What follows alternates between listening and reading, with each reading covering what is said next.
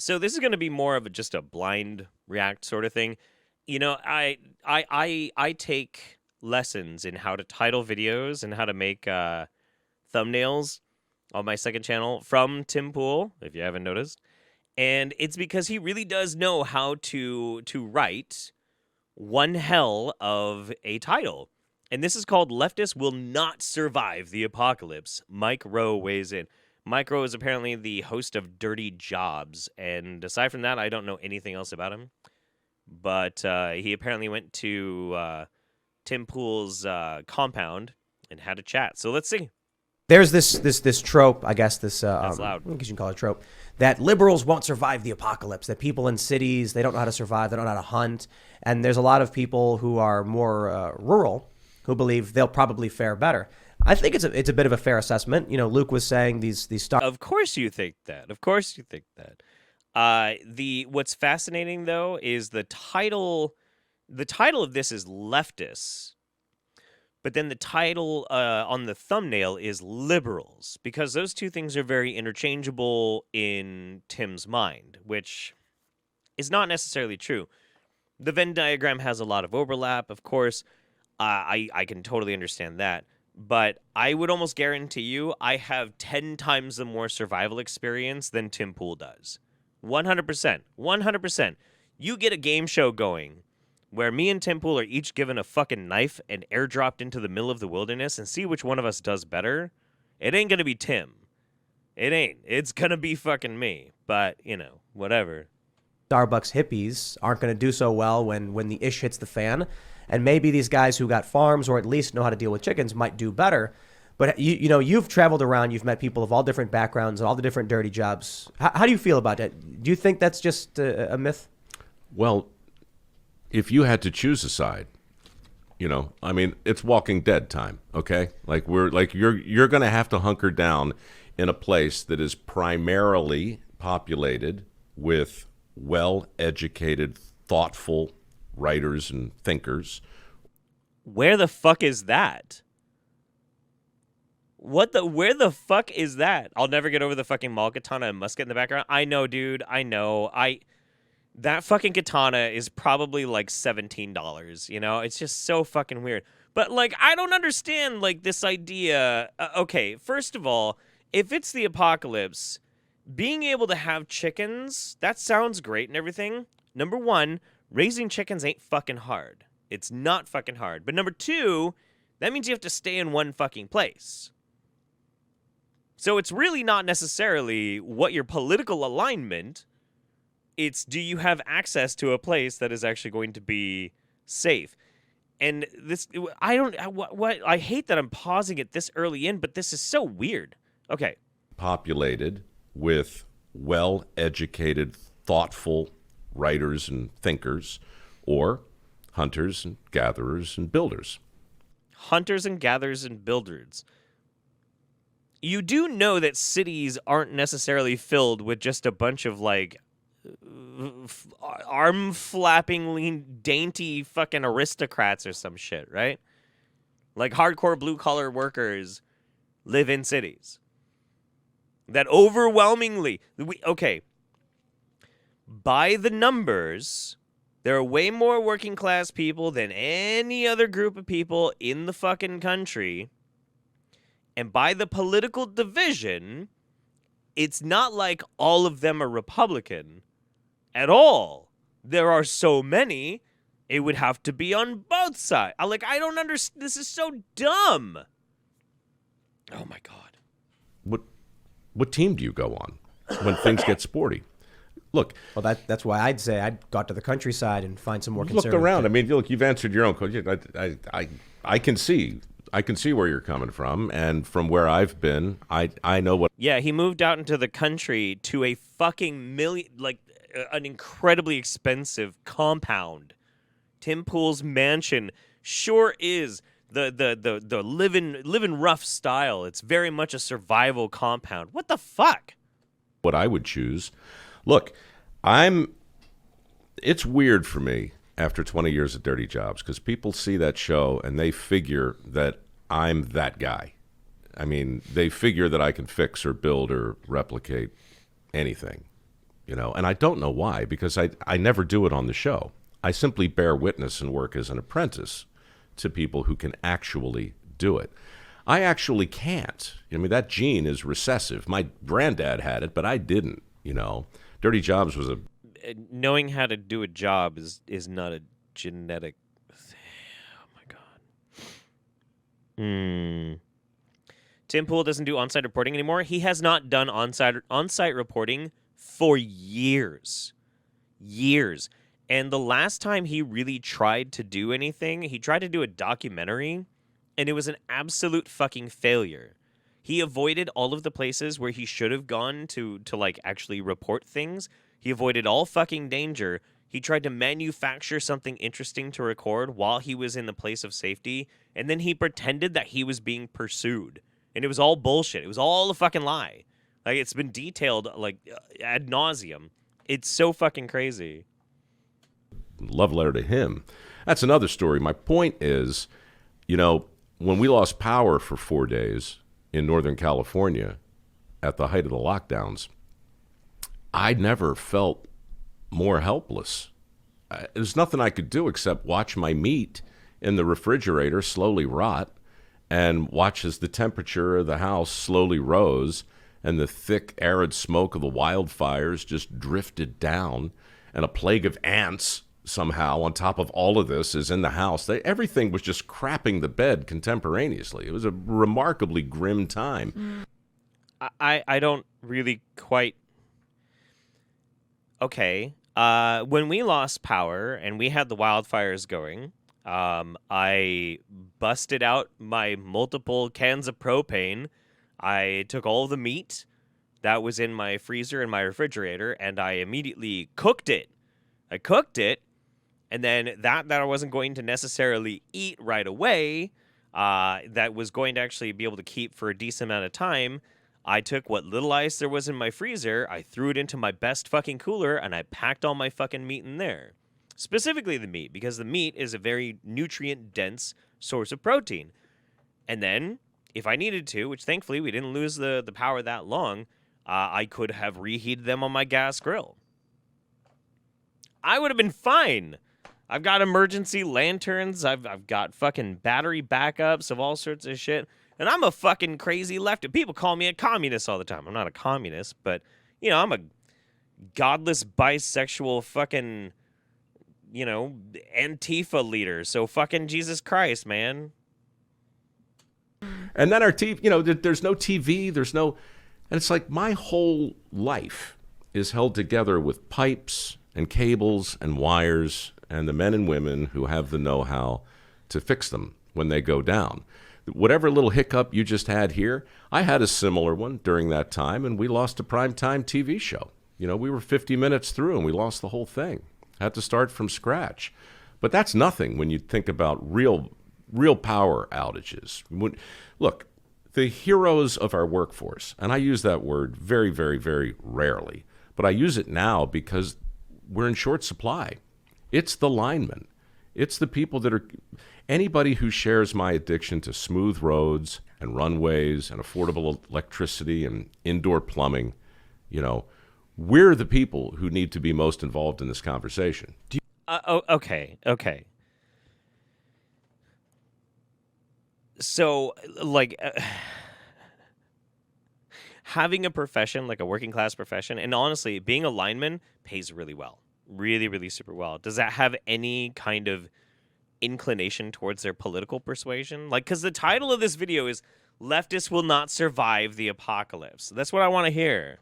Do you run afoul of people that maybe promote or just stand by and watch planned obsolescence run its or does that come up constantly? No. Are you like, we got to fix this thing because it's broken because it was built to break so that they can sell us another one later? It's so. I mean, yes is the short answer. The funnier answer is I played Tim Allen's younger brother on Last Man Standing, and the first episode I did with him, we were standing backstage waiting for our entrance. And we were talking about this exact topic came up, and Tim lost his mind, telling me a story about how a blender broke and how he wanted to fix it with his grandson to show him how a thing can be salvaged and repaired. But of course it can't, because the whole thing's like two pieces of extruded plastic, and it wasn't designed to be fixed. Why do you need a blender? Why do you need a blender? What the... Do you know how you can blend things?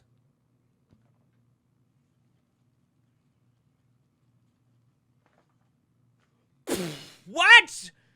What? What the fuck, dude? I know it's just an example.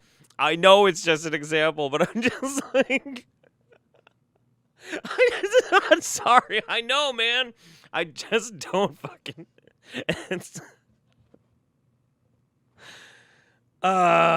It was designed to fail. And, we missed our cue because Tim Allen was screaming about planned obsolescence. You ever seen the TED Talk from the guy who tried to make a toaster from scratch? Yeah. It's amazing, isn't it? Yeah. He couldn't do it. Can't do it. Can't be done. So it can be done in the sense that maybe... You know how you can make toast?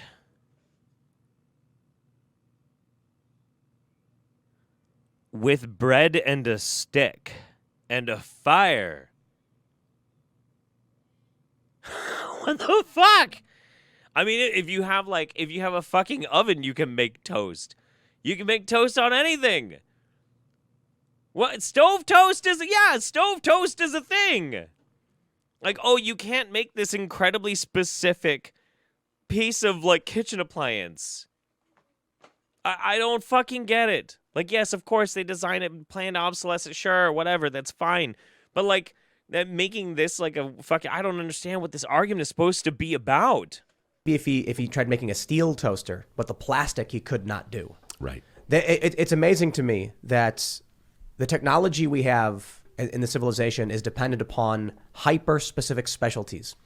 A computer is not just made by one person who knows how to make a computer. It's made by probably, several dozen specialists in all these different areas, and more than dozens. Because if you really want to get down to it, you have this factory that can make the chips, that runs the machines, that talks about the coolant fluid and all that stuff. But then you got the people who are going to source the chemicals for it. You got the people who are going to source the metals for it, refine the metals. It probably takes... Yeah, it's very complicated. Very, very we get it. How many... I bet somebody in the audience might actually know this. How many specialties does it take to make one modern computer? 300, 400? More? Maybe more. Probably more. But the guy who mines the copper? Yeah. Isn't it funny, though, about how when you talk about what it takes to make this thing, right, or the computer, right, whatever little piece of tech you're most currently enamored of, all of the companies responsible want to position themselves as innovators because there's great sexiness that comes with being an innovator. The companies want to set themselves up as an innovator. What the fuck is this dude talking about? I don't care whether you're Apple or Google or Intel. You go down the list and they all talk about their incredible ability to think ahead and innovate. When in reality, their real talent, the dirty jobs talent, is their ability to replicate. It's not enough to make one of these things. You guys all want one. In fact, if you can't make 1 billion of them these days, you don't really have a business. So, what the fuck does that? What the fuck does that even mean? Okay, maybe they're like hopping off each other's businesses or something. What the fuck is this dude even talking about? Yeah, this is totally off topic. What the fuck does this have to do with leftists and the apocalypse? This is so fucking mushmouth. I don't even understand why they're fucking talking about this. Language matters, and when you see people work so hard to associate themselves so specifically with something like innovation, it's almost always at the expense of imitation, because imitation gets a bad rap. But these computers and all the specialities that you're talking... Do you not think that fucking smartphones are innovative?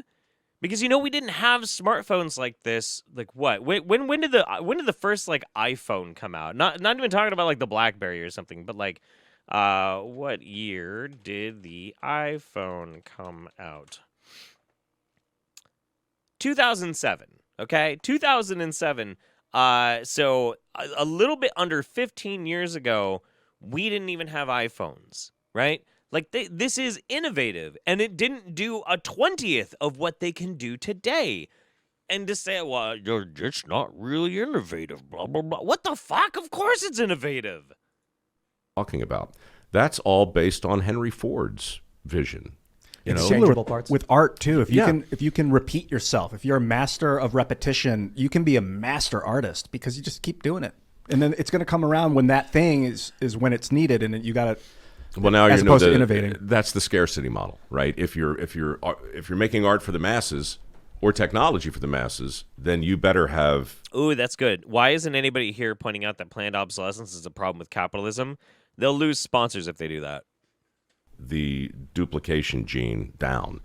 But if you're looking for NFTs, if you're looking for originals, you know, there's only one Whistler's mother. There's only one Mona Lisa. But you could say that an original is a bunch of replications pushed together into one new uber replication that people consider original. This is like a fucking middle school philosophical argument that like nothing is really new. Actually, if you think about it, everything is built upon itself and other things of the past to make it into yeah.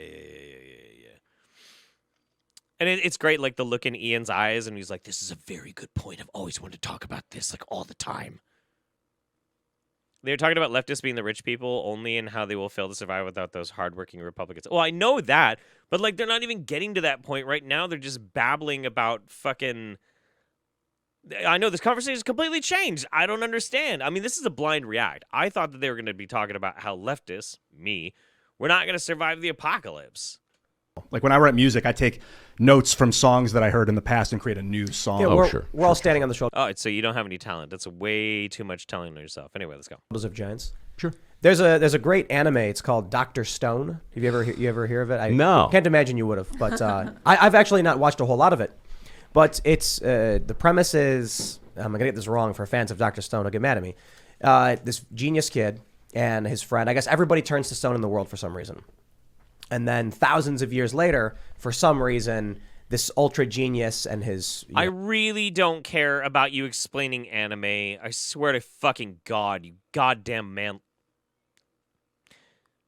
Anime fans? Yeah. I thought it was actually... You're not really a leftist. You like guns too much. That's where you're wrong. That's where you're wrong. Like, mainstream city-dwelling liberals are usually the largest demographic that have anti-gun sentiment. Leftists are not. See, if you go far enough to the left, you get your guns back. That's what we all say.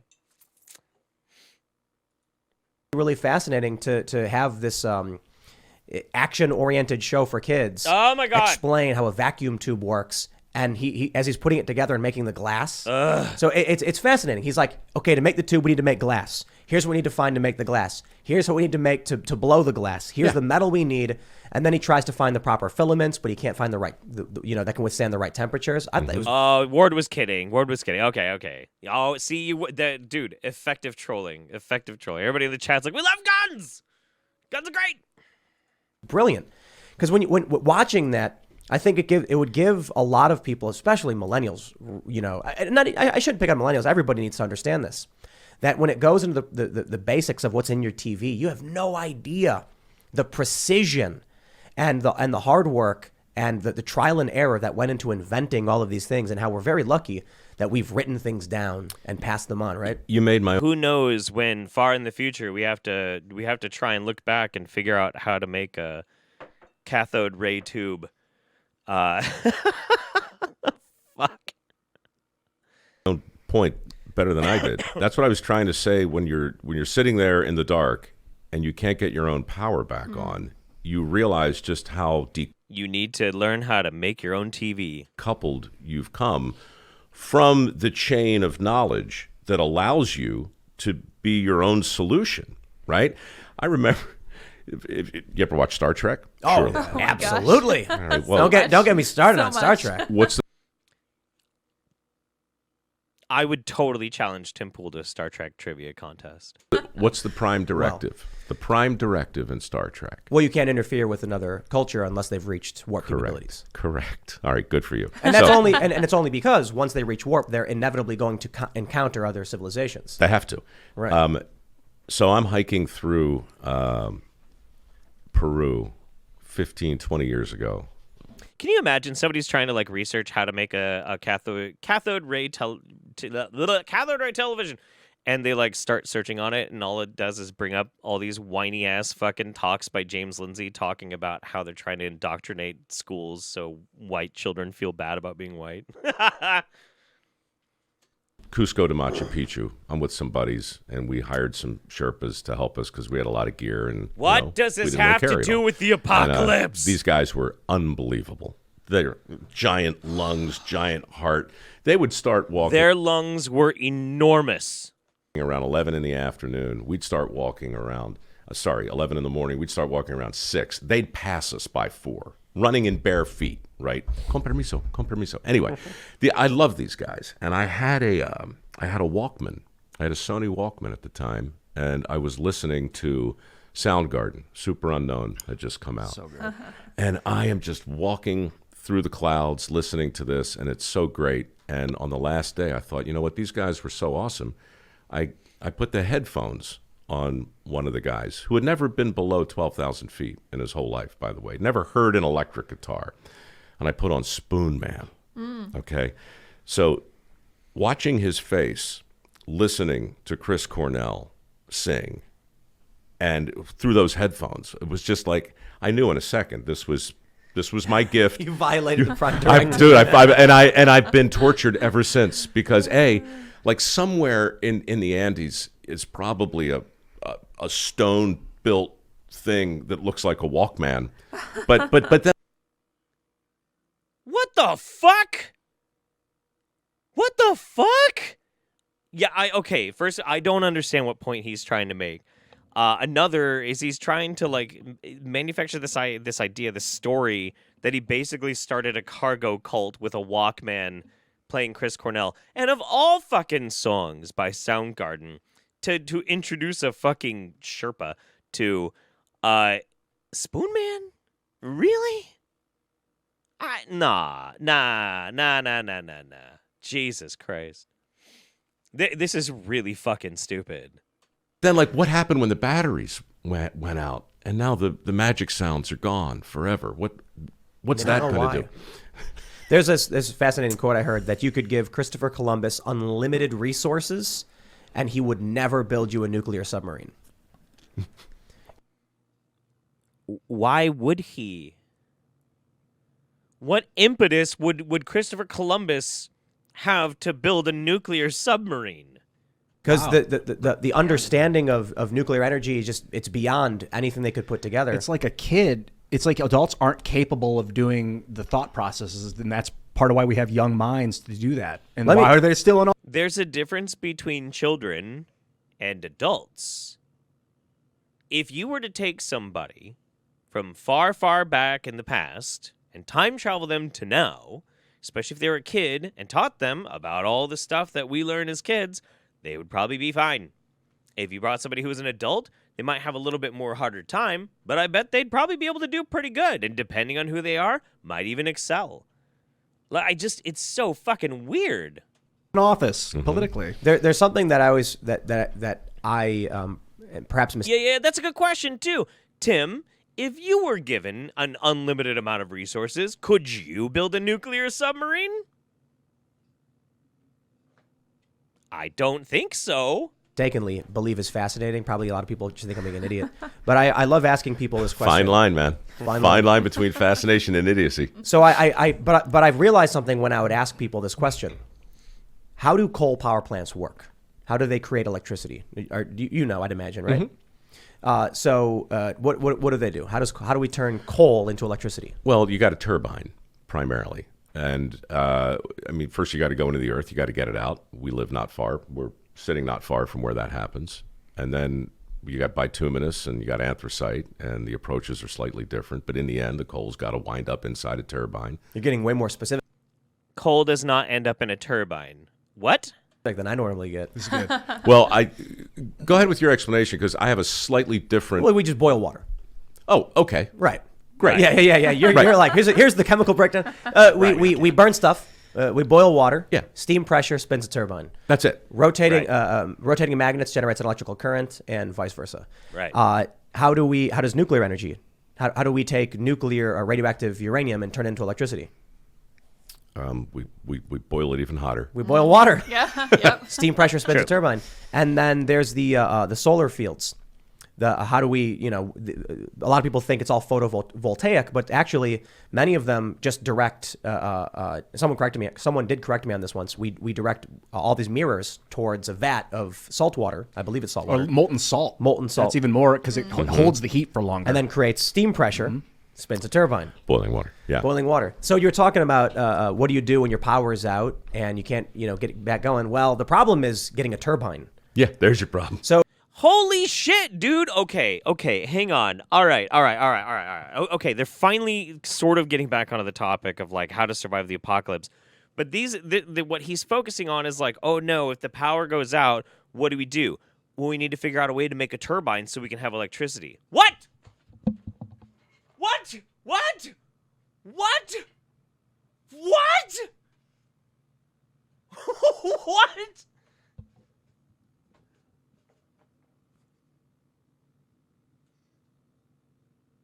Isn't a water wheel a turbine? Yeah, sure, of course it is. Yeah. I mean, you could make a water wheel and shit, and like, you can do a generator, sure. But if it's the fucking apocalypse, why in the world would you really have to be that concerned first and foremost with making electricity? You have to be stable in one place, first of all, to have a place that you can build something to hopefully produce electricity. And even then, like, I just, what are you going to do with it? For what purpose do you want electricity? What are you going to personally use that electricity for? Maybe refrigeration is possibly maybe a good concept, maybe. But there are ways of preserving food that you don't need any fucking power. I just don't fucking get it, dude.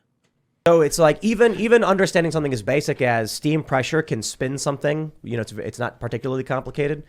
How do you build a turbine? You're gonna need some copper. You have to get a lot of copper and coil it, do it properly. Dude, it's Crazy. I just finished a show called 6 Degrees, which sounds a little bit like Dr. Stone. It's kind of a magic school bus sort of thing, that surprising connections that take you down this serendipitous line of invention. But part of the thing that I really wanted to do with that show was there were a few things that really just chapped my ass, and one is electric cars, and just the idea that we're so in love with them because electricity is so much better than fossil fuels. It's a little bit more complicated than that, but that's kind of the basic idea. I mean, that's reducing the argument out of a whole lot of other nuance. In fact, pretty much all nuance. But go ahead. And if you just follow the electricity back from the plug, you're going to get to a spinning turbine. And the odds are very, very, very high that turbine is being powered by gas or oil. And Yeah, that's a problem. That's why we need to, like, the electric cars is a good point, but it also comes down to what is producing that electricity. That's true. That doesn't mean that electric cars are bad. You can't separate the two.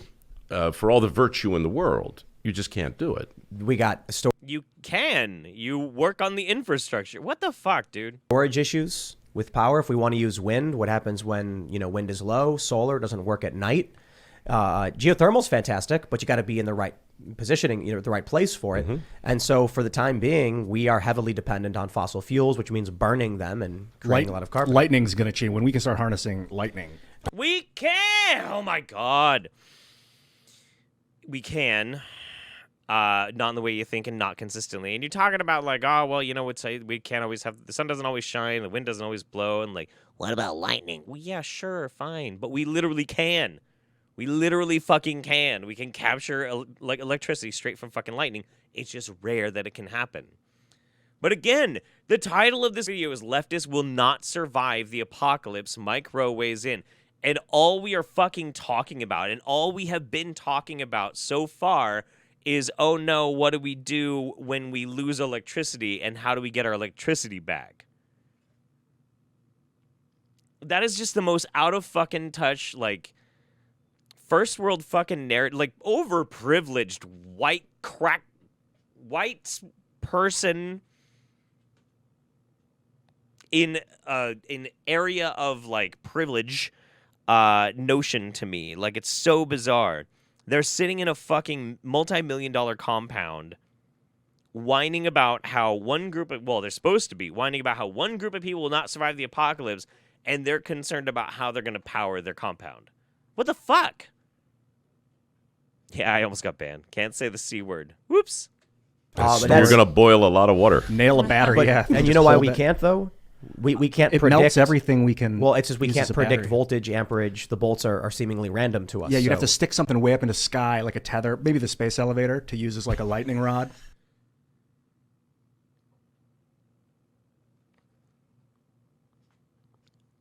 A space elevator, one, doesn't exist because we can't build one yet. But two, that would be above the... Okay. And then the elevator itself, the tether could be the superconductor. The issue is the we capacitor. can't properly measure the output.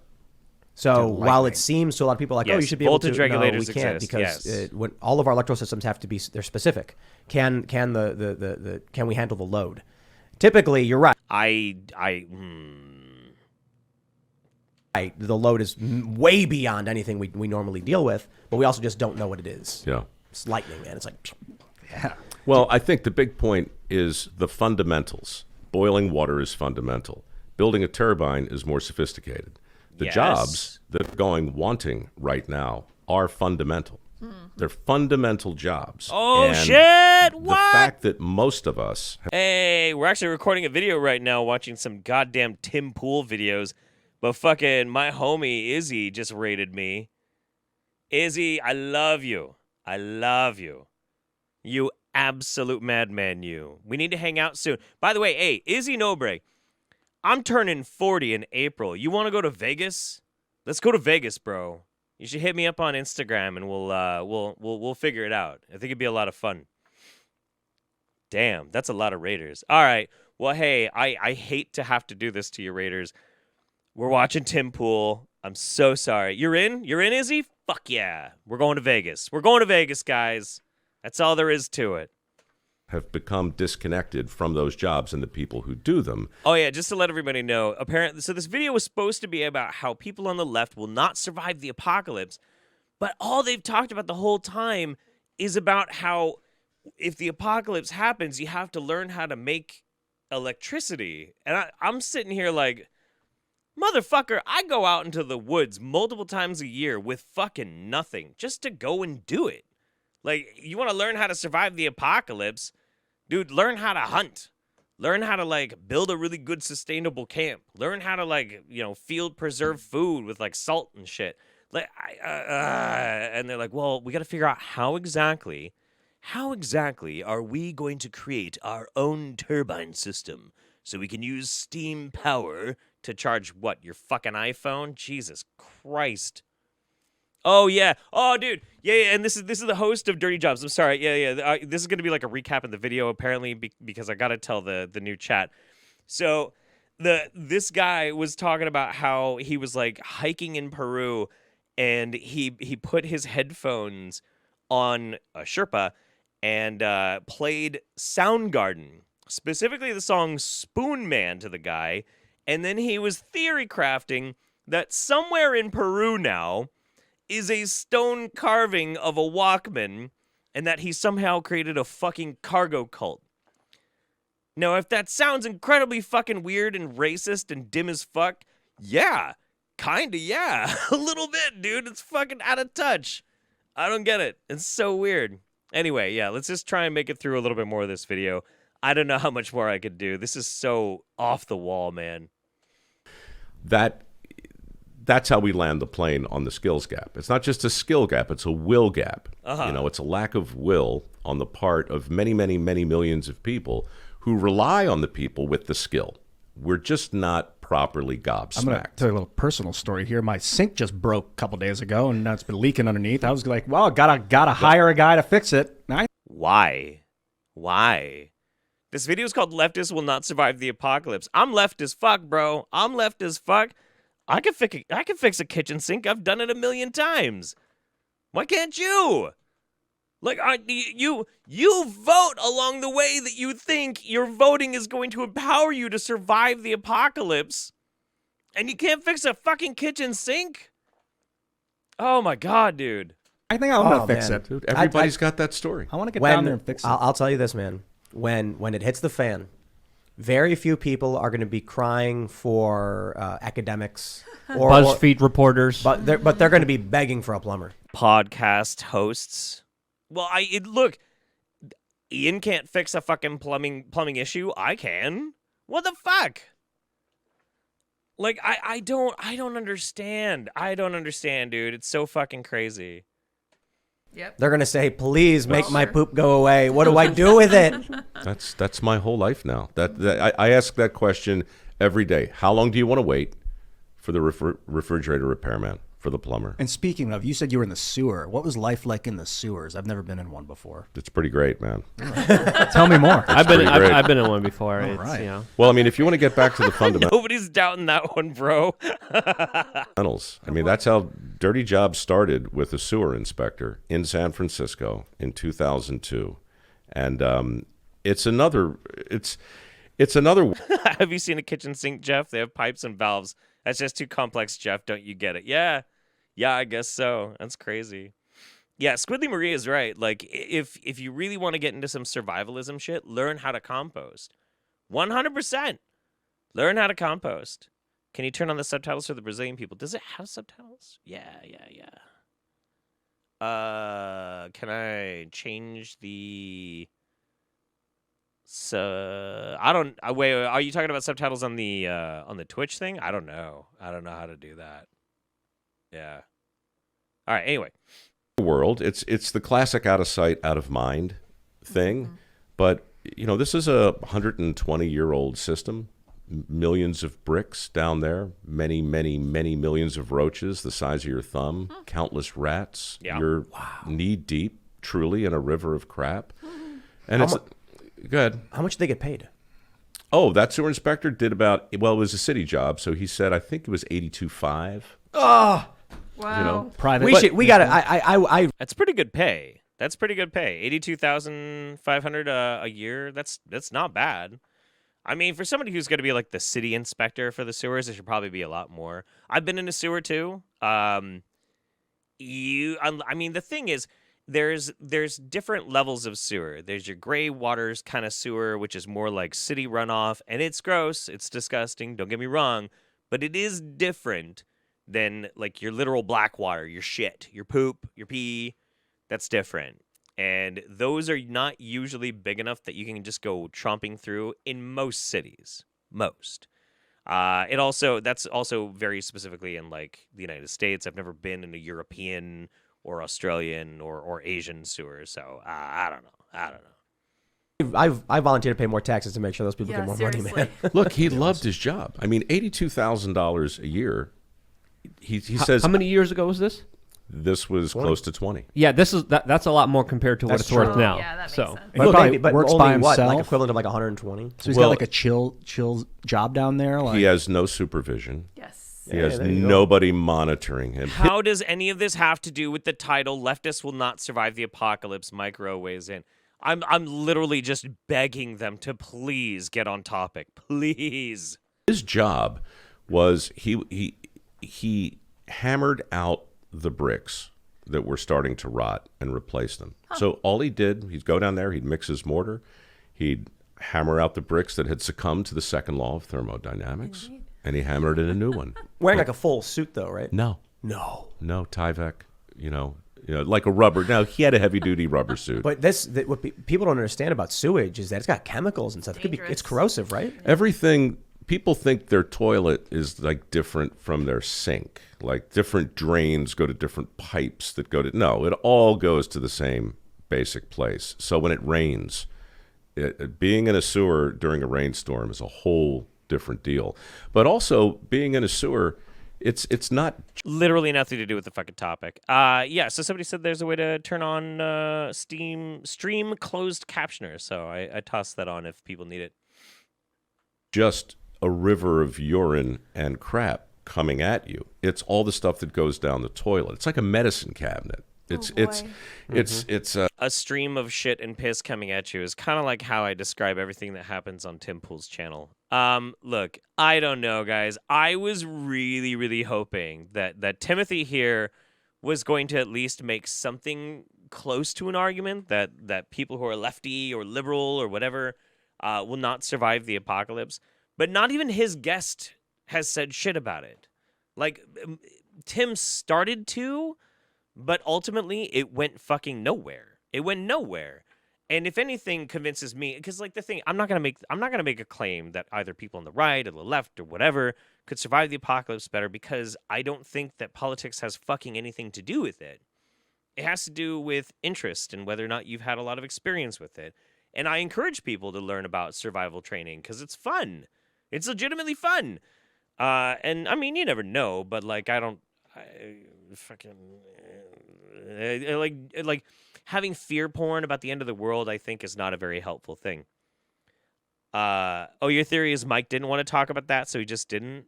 Yeah, maybe. And if that's the case, like, then props to him. But if anything that this video has shown, it's that in the case of like a massive problem happening with the end of the world, the apocalypse, Tim Pool and his friends are fucked because they're going to be trying to figure out a way to make a power station to charge their phones or some stupid shit like that. Oh my god.